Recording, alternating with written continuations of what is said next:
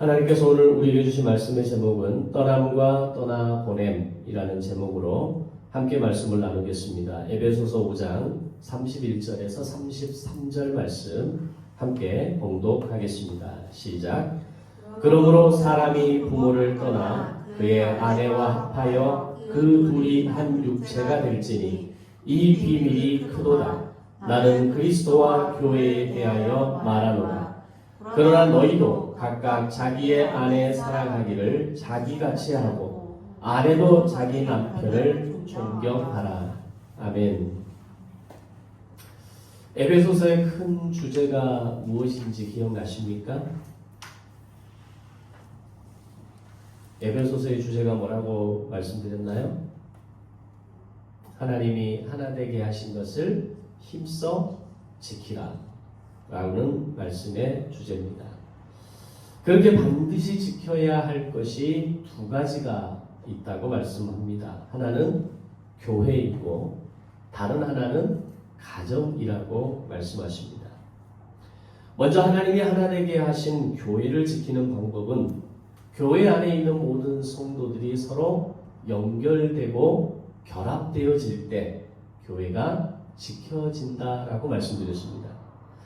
숫자가 적은 공동체일지라도 서로 연결되고 결합되는 것이 어려운 것이 교회이고, 또 숫자가 많은 공동체일지라도 서로 연결되고 결합되는 것이 전혀 어렵지 않을 수 있는 것이 교회입니다. 중요한 것은 하나님이 하나 되게 하신 교회를 지키기 위해서 성도 한 사람 한 사람이 서로 연결되고 결합되어지는 것. 그래서 궁극적으로 하나님의 나라를 일으키고 세워가는 것이 바로 교회의 사명이고, 그것이 우리를 향한 하나님의 뜻이라는 것을 아는 것입니다. 두 번째로 가정을 지키는 방법은 아내는 남편에 대해서 복종하고 남편은 아내에 대해서 그리스도가 교회를 사랑하신 것처럼 죽기까지 사랑할 때 바로 가정이 지켜지는 것이다 라고 말씀드렸습니다. 그래서 가정은 이 복종과 죽음이라고 하는 엄청난 사명을 깨달은 사람들만이 지켜내고 살아낼 수 있는 것이 가정이라는 겁니다. 흔히 우리는 결혼을 사랑해서 결혼한다라고 이야기합니다. 사랑하기 때문에 결혼하게 되고 사랑하기 때문에 결혼을 결정하게 됩니다. 그러나 살다 보면 살아가는 이 부부가 살아가는 모습이 결코 사랑만으로 사는 것이 아니라는 것, 사랑만으로 살 수 없는 것이라는 것을 알게 됩니다. 바로 그것이 어쩌면 이 복종과 사랑이라고 하는 이 두 가지가 함께 깨달아지고 함께 마음에 새겨져야만 바로 부부가 부부로서 살아갈 수 있는 의미가 될 것입니다. 그런데 오늘 본문에서는 하나님이 하나 되는 것을 힘써 지키는 또 하나의 방법을 말씀하십니다. 그것은 각각 교회와 가정에 대해서 다른 방법을 말씀하셨다면 이번에는 이 교회와 가정을 하나 되기 위해서 하나의 공통된 원리를 말씀하고 있다는 겁니다. 그것은 바로 떠남이라고 하는 원리입니다. 본문 31절을 보면 사람이 부모를 떠나 그의 아내와 합하여 그 둘이 하나가 될지니라 라고 말씀합니다. 오늘 본문이 말씀하시는 이 가정의 주체가 되는 부부가 하나가 되기 위한 전제는 반드시 떠남이라고 하는 선행 과정이 있어야 한다라고 강조하고 있는 겁니다.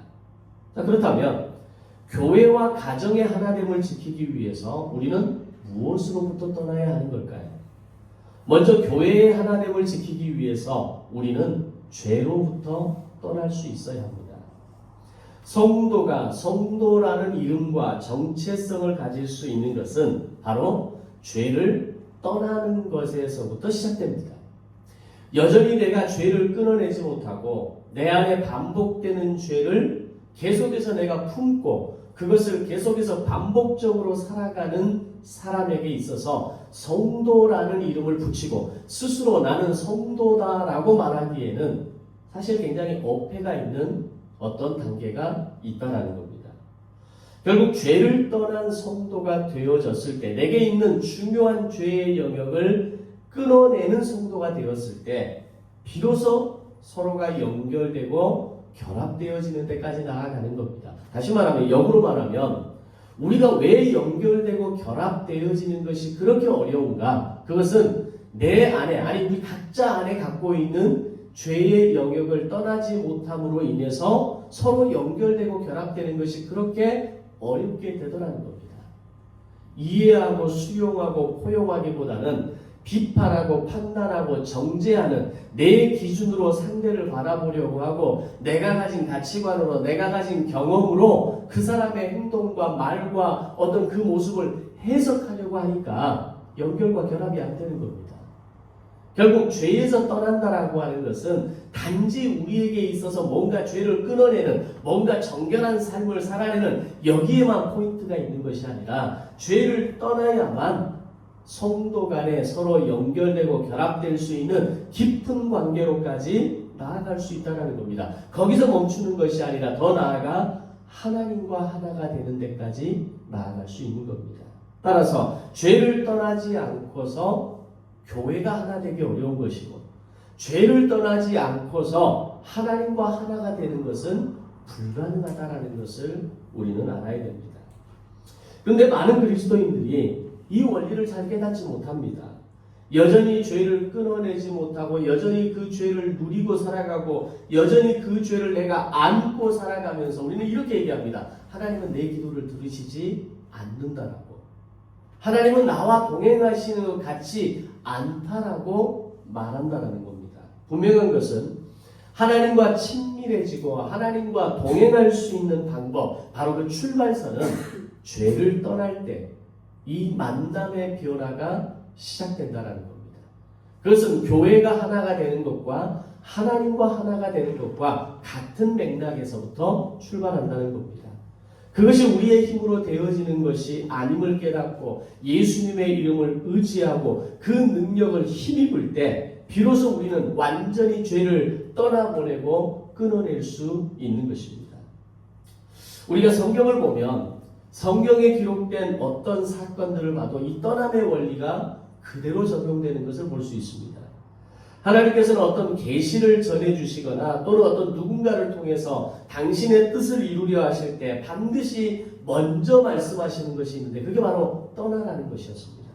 대표적인 예로 하나님께서 이스라엘을 새로운 민족으로 세우시기 위해서 먼저 아브라함을 부르실 때 그에게 제일 먼저 명령하신 것이 너는 너의 본토 친척 아비집을 떠나라는 명령이었습니다. 당시 아브라함을 비롯한 고대의 시간을 살았던 사람들에게 있어서 자신의 본토 친척 형제 그 가족 공동체를 떠난다는 것은 결코 쉬운 결정이 아니었습니다. 지금도 우리가 전라도에서 평생을 살다가 어느 날 갑자기 강원도로 이사를 가야 한다라는 결정을 내려야 하는 상황이 되었을 때 어느 누가 쉽게 결정할 수 있겠습니까? 내가 살았던 삶의 터전을 내려놓고 완전히 새로운 문화와 삶의 공간으로 내 공간을 옮긴다라고 하는 것은 그 자체가 어려운 겁니다. 그런데 하물며 족장시대를 대표하는 이 아브라함의 시대에 본토 친척 아비집을 떠나서 생존의 위협을 느낄 수 있는 전혀 다른 미지의 세상으로 간다라고 하는 것은 곧 나를 포함한 내 가족의 생명이 위협받을 수 있는 심각한 위협 가운데 도래될 수 있는 장으로 나아가는 겁니다. 예전에 우리가 영화를 보면 서부 영화를 다루는 내용들이 참 많았습니다. 미국의 서부가 개척되기 전에 이 서부로 가면, 서부 땅으로 가면 기회의 땅이다. 거기에는 금광이 있고 거기에 가면 떼부자가 될 수 있고 아무것도 없는 사람들이 서부로 달려가기만 하면 새로운 인생을 살 수 있다라고 해서 서부로 개척의 삶을 살았던 그런 어떤 미국의 어떤 이 큰 변화들을 이야기하는 영화들이 많이 나왔었죠. 그들이 대체적으로 서부로 갈 때 어떻게 되는가요? 거의 많은 사람들이 죽습니다. 가는 과정에서 죽고 가진 것을 다 빼앗기고 또 서부로 무사히 도착했다 할지라도 그곳에서 끊임없이 어떤 원주민, 소위 인디언들과의 어떤 전쟁과 어떤 갈등과 또는 더 힘이 있는 자들의 어떤 그 빼앗김을 통해서 수없이 고통 가운데 살아가는 모습을 우리가 영화를 통해서 경험해 보지 않습니까? 그것과는 상상할 수 없는 고통과 죽음의 위기가 오늘 아브라함이 살았던 그 시대에 너는 너의 본토 친척 아비집을 떠나 내가 너에게 지시할 땅으로 가라라고 하는 그 시대에 일어나는 분위기였다는 겁니다. 그런데 아브라함은 하나님께서 그를 처음 부르셨을 때에 심지어는 어디로 가야 할지조차도 정확히 말씀을 하지 않은 상태였습니다. 본문을 살펴보면 너는 지금부터 이 갈대아 우르를 떠나서 가나안 땅으로 가라 라고 말씀하지 않습니다. 너는 너의 본토 친척 아비집을 떠나 내가 너에게 지시할 땅으로 가라는 겁니다. 그 지시할 땅은 나중에 본토 친척 아비집을 먼저 떠나서 그들이 무조건 길을 나왔을 때 하나님이 그들의 길을 인도하시는데 마지막에 도착한 곳이 가나안이라는 땅이었습니다. 오로지 떠나라는 이 명령 하나만으로 떠남이라는 결정을 내리고 하나님의 부르심에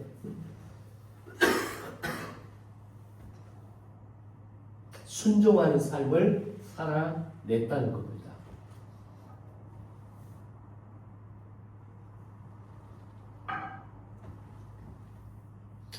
만약에 아브라함이 하나님이 그렇게 명령하셨음에도 불구하고 떠남을 실천하지 않았다면 어떻게 되었을까요?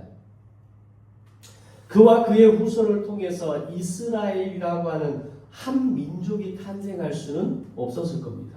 물론 아브라함이 그렇게 순종하지 않았을지라도 하나님은 또다시 다른 사람을 부르시고 그를 세우셔서 그를 통해 구별된 민족을 세우셨겠지만 그것이 아브라함의 가문이 아닐 수 있었다는 겁니다.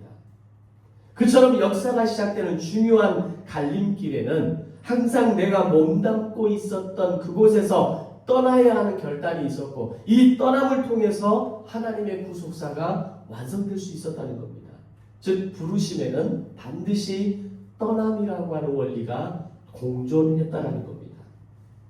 우리 예수님께서도 우리를 죄와 사망으로부터 완전히 구원하시는 사명을 감당하기 위해서 그분이 제일 먼저 하신 일이 뭡니까? 바로 아버지와 하늘 영광 보좌를 떠나시는 게 먼저였습니다. 그 모든 영광을 다 가지고 내려오신 것이 아니라 자신의 보좌와 그 영광과 그 신의 능력과 권세를 다 떠나서 이 땅에 내려오셔서 십자가를 향한 그 첫 시작이 바로 아버지로부터의 떠남이었습니다. 사랑하는 아버지에게서 떨어져 나오시는 것을 통해서 오늘 우리를 향한 구원의 사건을 시작하시고 결국에는 완성해 내신 겁니다. 바로 그런 것처럼 오늘 우리가 가정을 지키기 위해서도 동일한 원리가 적용되는데 남편과 아내는 복종과 사랑이라는 엄청난 결단으로 하나됨을 선택했는데 이 하나됨을 온전히 지키기 위해서 반드시 필요한 것이 있는데 그것은 바로 부모를 떠나는 것에서부터 시작하는 것이다 라고 말씀하고 있다는 겁니다.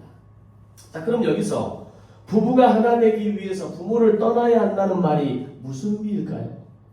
우리가 남녀가 만나서 결혼을 하고 가정을 이루게 되면 그때부터 부부가 한 몸이 되었다라고 말합니다. 부부가 한 몸이 되었다라는 말은 더 이상 이전의 관계에 매여 있지 않고 이제 완전히 새로운 가족 관계 안으로 들어왔다는 이야기입니다. 새로운 관계 안으로 들어오기 위해서는 어떻게 해야 됩니까? 이전에 내가 가지고 있었던 모든 관계를 떠나는 것이 바른 결정이고 바른 태도라는 것을 말씀하고 있습니다. 요즘 OTT 예능 프로그램에서 나는 솔로와 같은 리얼리티 프로그램들을 보면 거기에서 이야기하는 내용 가운데 심심치 않게 등장하는 스토리가 남사친, 여사친에 대한 이야기가 나옵니다. 결혼 이후에도 그런 친구의 이성관계를 인정해 줄 수 있느냐라는 말을 상대에게 던집니다. 어떤 출연자들은 굉장히 쿨하게 충분히 나는 인정할 수 있다라고 이야기하고 거기에 더 들어가서 서로의 각자의 영역을 인정해 주는 것이 맞는 것 아니냐라고 이야기합니다. 아마 많은 젊은 세대들이 그 말에 공감할 거라고 생각합니다. 충분히 나의 어떤 영역이 있고 내가 만나는 어떤 관계의 바운더리가 있고 그 만남의 바운더리 속에서 충분히 그것들은 내가 가지고 갈 수 있는 것 아니냐라고 생각한다는 겁니다. 그런데 성경적으로 보면 절대로 그것이 아니라는 것을 알아야 됩니다. 결혼을 하면 이제 두 사람이 한 몸이 되었기에 두 사람 사이에는 어느 누구도 들어올 수 없고 심지어는 그들의 부모조차도 두 사람 사이에 개입할 수 없다는 겁니다. 그것을 오늘 본문에서는 굉장히 정확하게 직접적으로 이렇게 말씀합니다. 너희는 부모를 떠나야 한다라고 말씀합니다. 그것은 단지 부모를 떠나는 것만이 아니라 부모를 떠날 정도의 연합이라면 그 사이를 비집고 들어올 수 있는 것은 그 누구도 예외가 될 수 없다는 겁니다. 심지어 자녀까지도 그 부부 사이에 들어올 수 없다라는 것을 알아야 됩니다. 이 부분에 대해서 굉장히 많은 충돌이 있을 수 있습니다. 요즘 그 자녀에 대해서 특히 자녀를 한둘이 이렇게 두는 상황 속에서 이 자녀가 부부에게 그 엄마에게 아빠에게 어떤 존재인가라고 하는 것은 과거의 대가족 제도에서 자녀를 많이 두고 살았던 때하고는 또 다른 분위기입니다. 이 자녀가 내 전부고 이 자녀가 나의 분신이고 이 자녀가 나의 또 하나의 어떤 나의 모습이라고 하는 생각이 강하기 때문에 그 부부 사이에 자녀를 두고 살아가는 것이 당연하다고 생각하는 것이 요즘 젊은이들의 생각입니다. 요즘 결혼한 부부들이 참 많이 헤어집니다. 3년 안에 3가정 중에 1가정이 헤어진다 라고 통계는 이야기합니다. 자, 그럼 왜 그들은 그 짧은 시간에 그렇게 많은 사람들이 헤어지는 것일까요? 정말 그들은 서로 사랑해서 결혼했을 텐데 금방 그렇게 관계가 깨어지는 이유가 뭘까요? 물론 거기에는 여러 가지 이유가 있을 것이고 한 가지 관점으로 그들의 이혼을 해석하고 그들의 이혼을 어떤 평가할 수는 없다라고 생각합니다. 그런데 어떤 특별한 상황을 제외하고 결혼 후 그들이 헤어지는 가장 큰 이유 가운데 한 가지를 꼽으라고 한다면 결혼 전에 각자가 몇십 년을 가지고 살았던 자신의 의식과 태도와 습관과 말투와 행동과 심지어는 문화를 떠나지 않는 것에 있다는 겁니다. 내가 가지고 있었던 그 나만의 고유한 영역을 포기하지 못하고 이것을 건드리는 것이 불편하고 이것을 건드리고 이것을 잘라내는 것이 내게 부담스럽게 다가오는 겁니다. 처음에는 사랑이라는 이름으로 양보가 됩니다.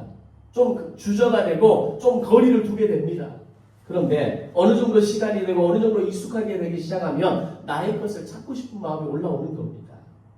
자신이 익숙해 있었던 문화와 관계를 떠나지 않은 상태로 계속해서 하나가 되려고 하니까 불협화음이 일어날 수밖에 없다는 겁니다.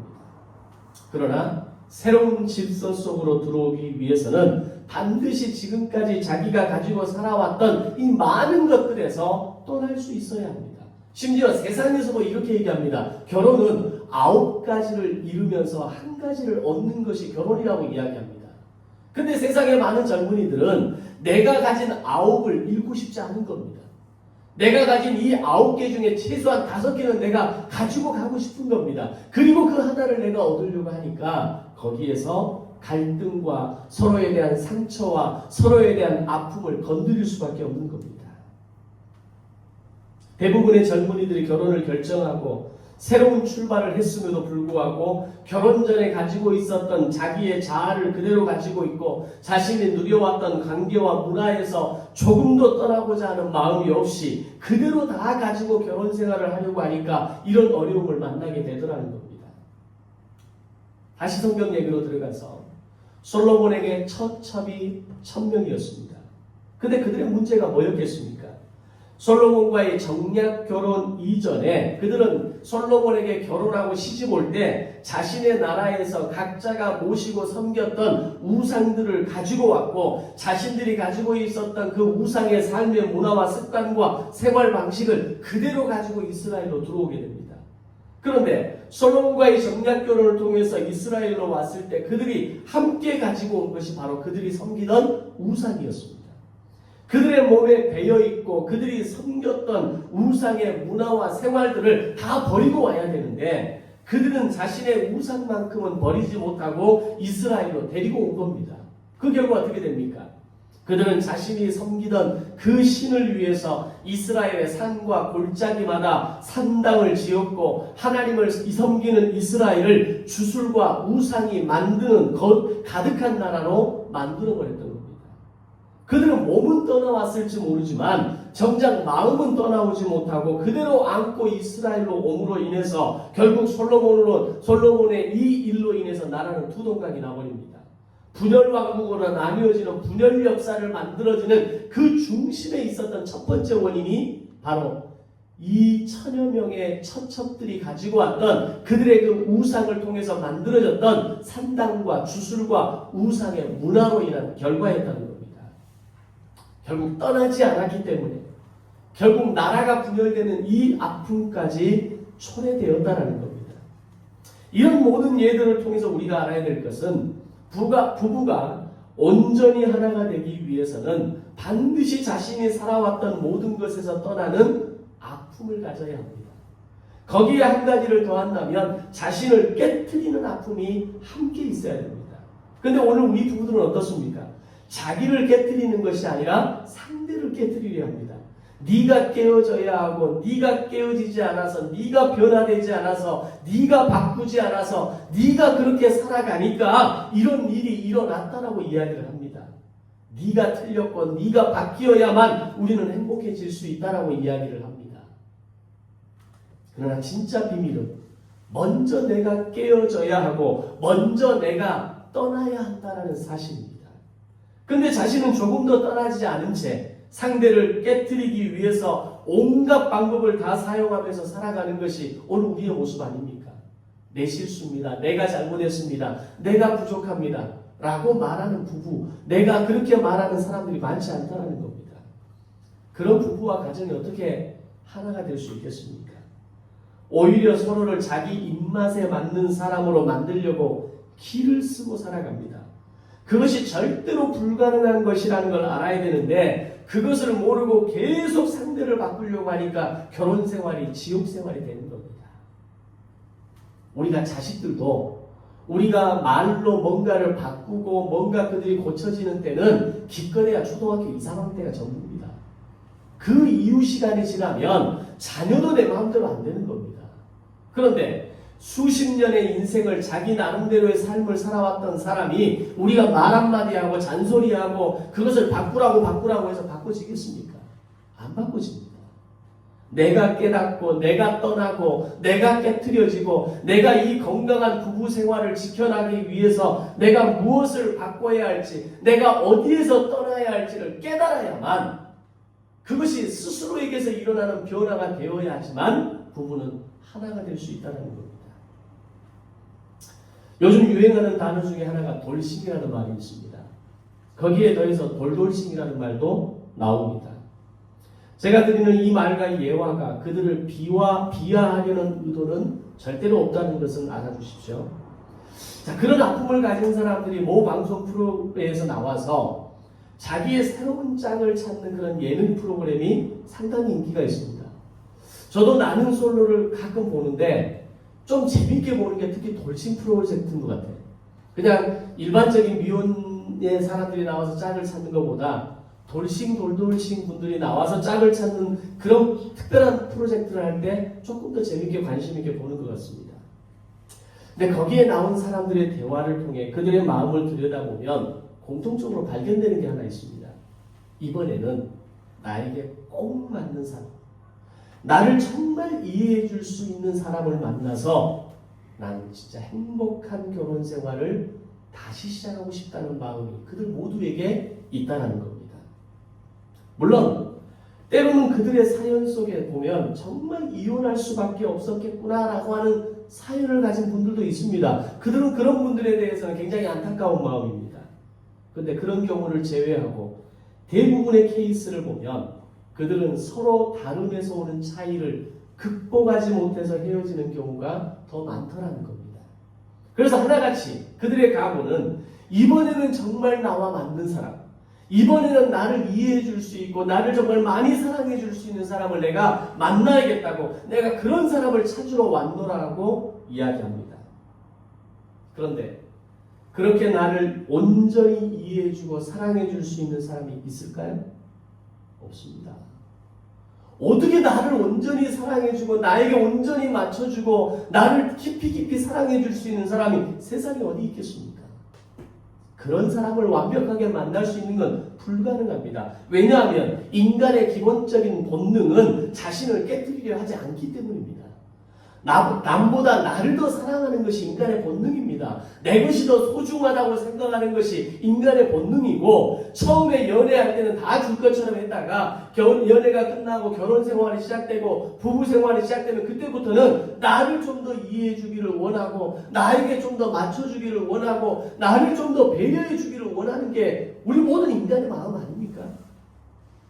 뭐 그런 나를 나쁘다고 생각하지 마십시오. 여러분 자신을 내가 이거밖에 안 되는구나 라고 스스로 평가절하할 필요는 없습니다. 그게 인간입니다.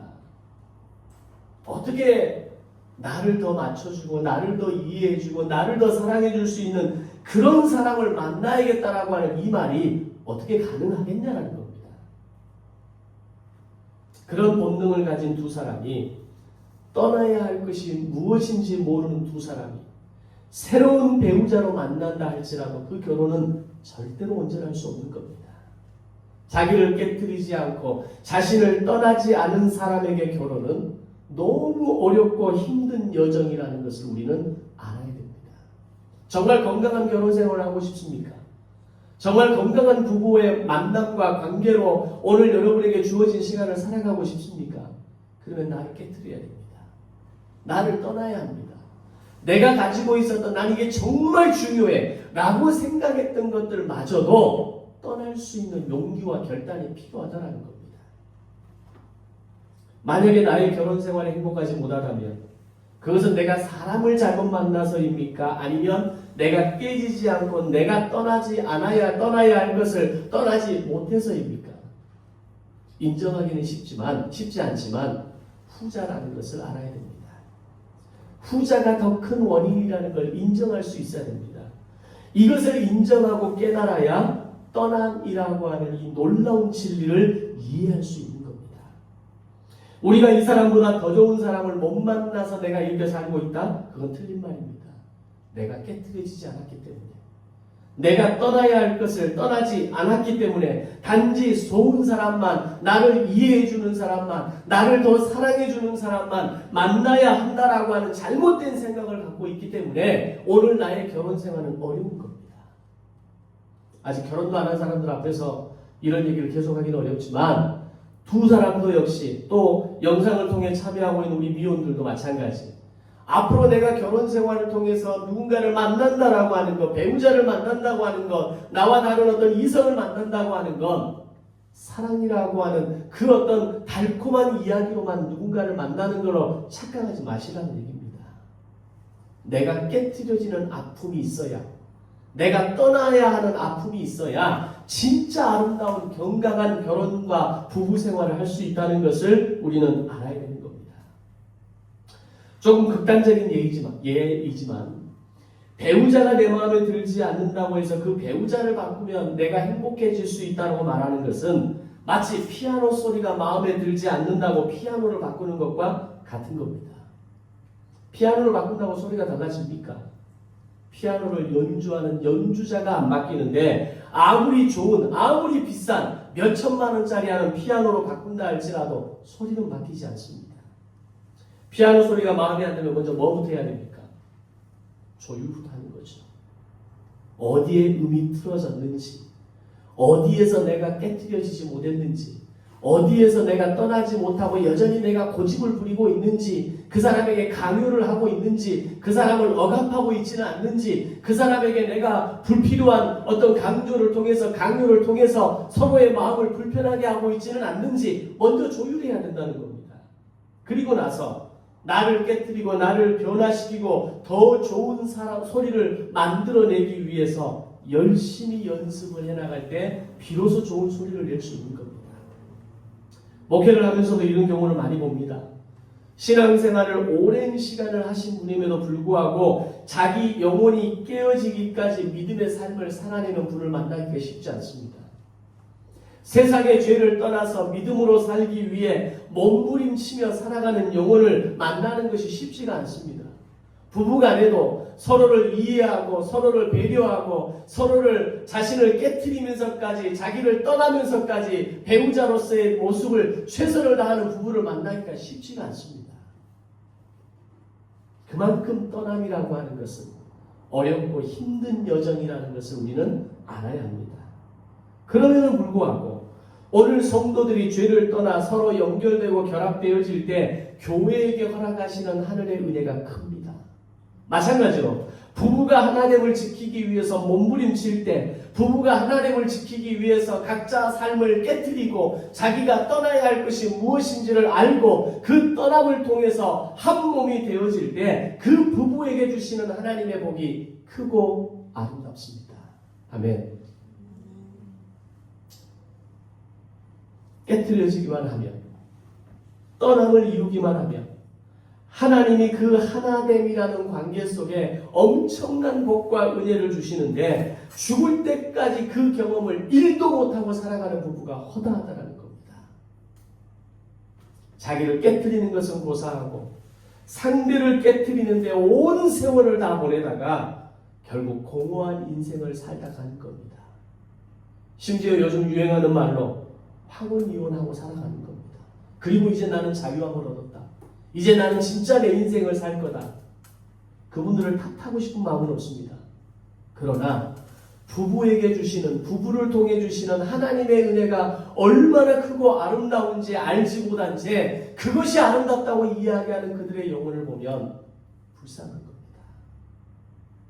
사랑하는 성도 여러분, 부부가 결혼을 하고 하나 되는 가정에게 주시는 하나님의 축복을 풍성하게 받고 누리려면 떠날 줄 알아야 합니다.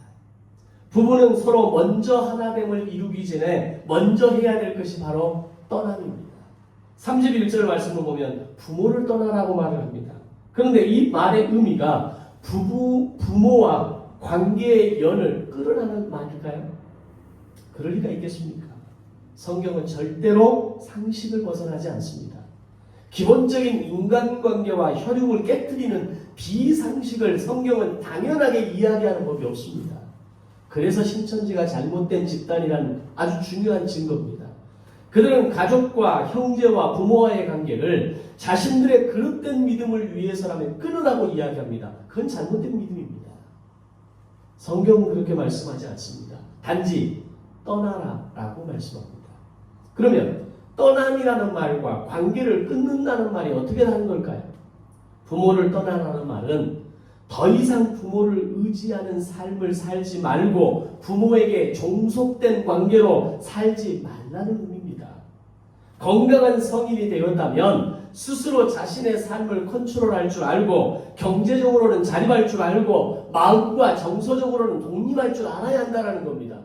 오늘날 성인이 되었음에도 불구하고 정서적으로 독립하지 못하고 물질적으로 독립하지 못하고 자신의 마음조차도 독립할 줄 모르는 컨트롤하지 못하는 그런 성인아이 같은 사람들이 얼마나 많습니까?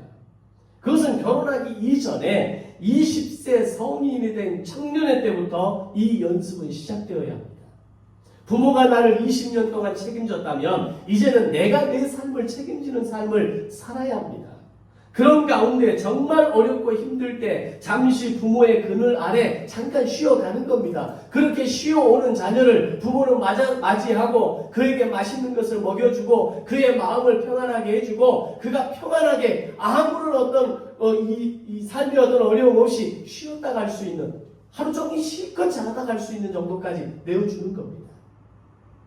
그렇게 떠나는 연습을 하다가 완전히 부모를 떠나는 시기가 바로 결혼입니다. 부모를 경제적으로, 정서적으로, 물리적으로 의지하지 않고 부모에게서 종속되어서 부모가 시키는 대로 살아가는 것이 아닌 두 사람이 만나 한 몸이 된 부부가 자신들의 문제를 스스로 해결하고 함께 기도하면서 하나님의 뜻을 찾아가는 지혜를 가진 부부로 살아가는 것이 부모를 떠난 삶의 부부의 모습이 되는 겁니다. 그것이 바로 부모를 떠나는 성경적인 원리입니다. 다시 말하면 결혼을 했다는 것은 부모가 있는 자리에, 부모가 있었던 자리에 이제는 남편이 있는 것이고 부모가 있는 자리에 이제는 아내가 있는 것입니다. 그것이 부모를 떠나는 겁니다. 그것이 체인지가 되어져야 한다는 겁니다. 그것이 바로 떠남에 대한 바른 이해이고 실천입니다. 이것이 단순히 자녀들에게만 하는 말이 아닙니다. 동시에 부모들에게 동일하게 하는 말씀입니다. 요즘은 자녀가 부모를 못 떠나는 것도 심각하지만 부모가 자녀를 떠나보내지 못하는 것도 심각합니다. 하나부터 열까지 자녀들을 위해서 다 해줘야 직성이 풀리는 부모들이 있습니다.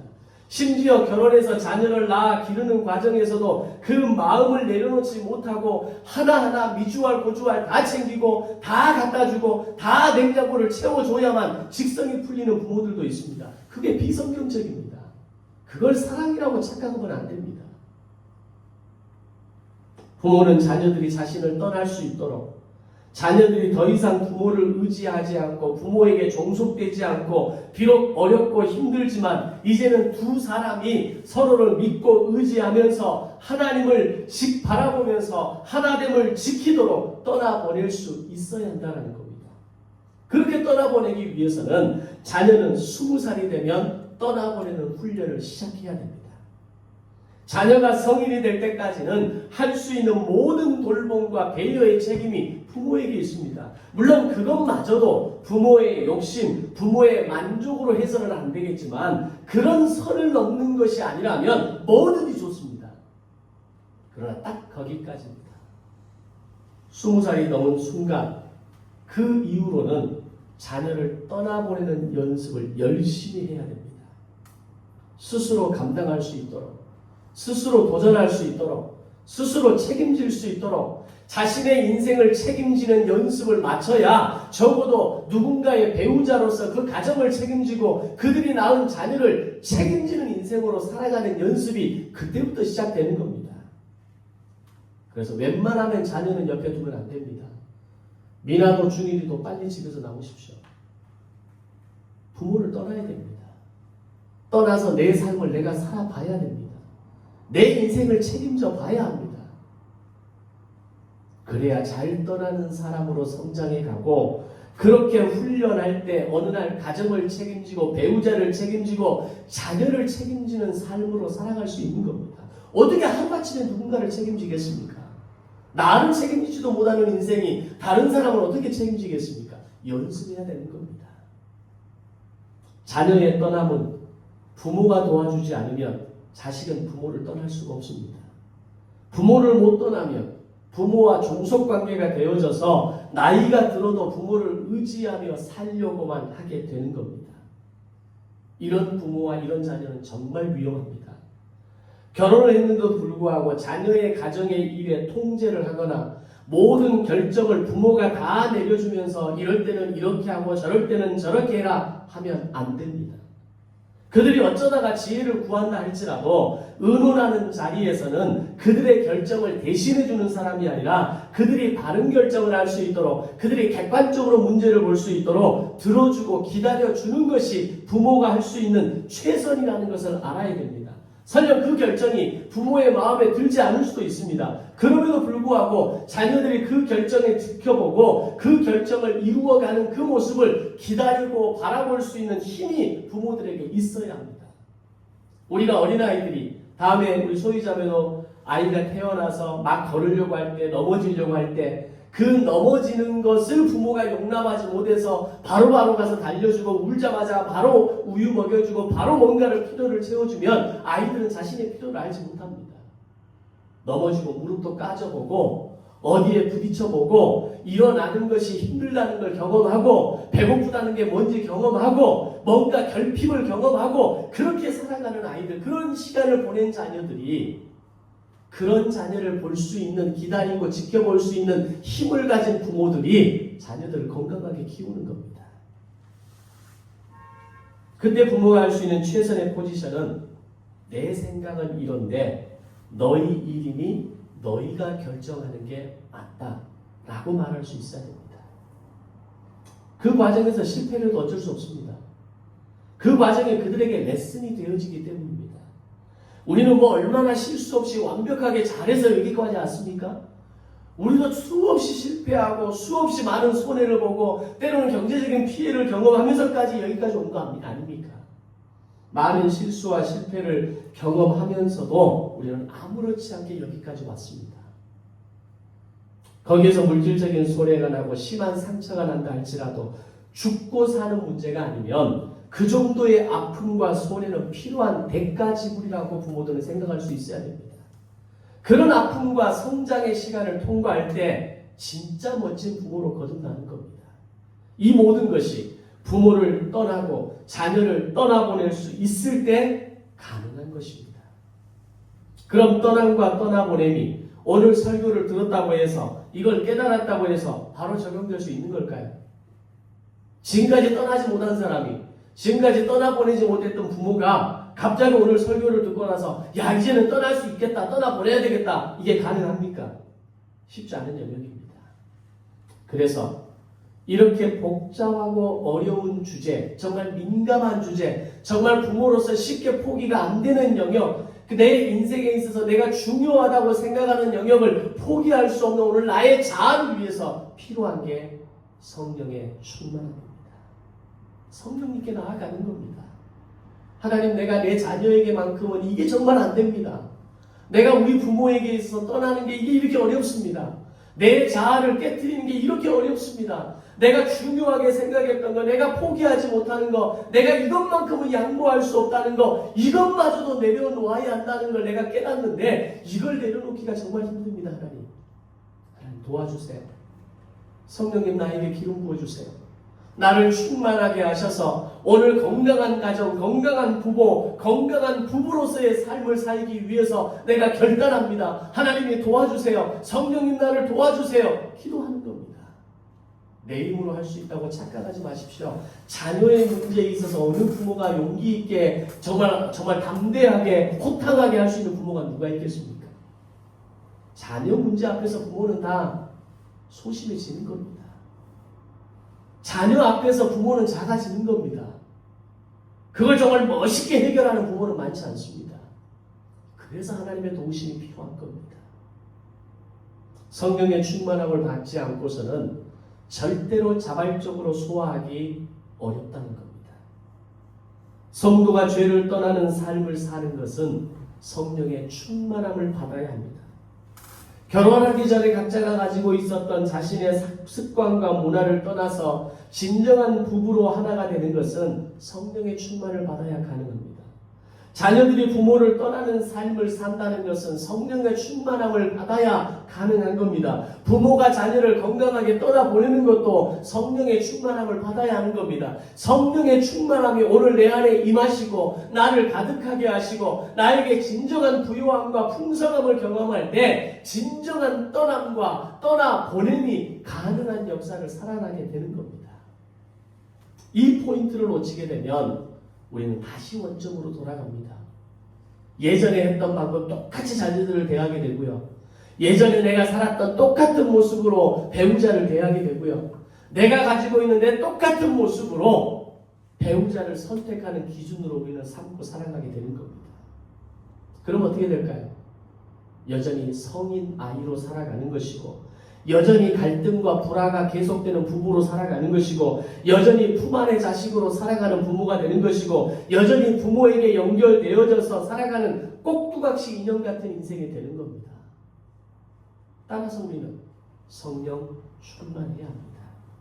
성령 충만을 통해 건강하고 바른 신앙생활을 통해 건강한 교회, 건강한 가정, 건강한 부모, 건강한 부부의 모습을 그리고 건강한 자녀의 모습으로 거듭나야 합니다. 분명 우리는 떠남이 두렵습니다. 익숙함이 우리를 안심시키잖아요. 익숙한 게 우리를 편안하게 만들잖아요. 우리가 어떤 곳에 있다가 집에만 가면 어떻습니까? 저도 이렇게 있다가 전주 집에만 가면 눕는 게 일입니다. 이게 앉아있는 공간이 좀 불편해서 그런지 모르겠는데 집에 가면 눕고 싶어요. 이게 익숙함이라고 하는 거거든요. 그 익숙함이 하나됨을 가로막는 덫이 될 수 있다는 걸 알아야 됩니다. 그러나 하나됨의 비밀은 떠남에서 시작되고 하나님의 복은 이 떠나라는 이 명령에 대해서 순종할 때 열리는 것입니다. 오늘 주님이 우리에게 떠나라고 말씀하십니다. 죄에서 떠나서 하나님과 하나됨처럼 부모를 떠나 부부가 하나됨처럼 오늘 우리에게 떠나라고 말씀하십니다. 이제 여러분 차례입니다. 주님의 부르심 앞에 여러분의 익숙함을 내려놓고 진정한 하나됨의 여정을 위해 떠남을 실천하시지 않겠습니까? 기도하겠습니다.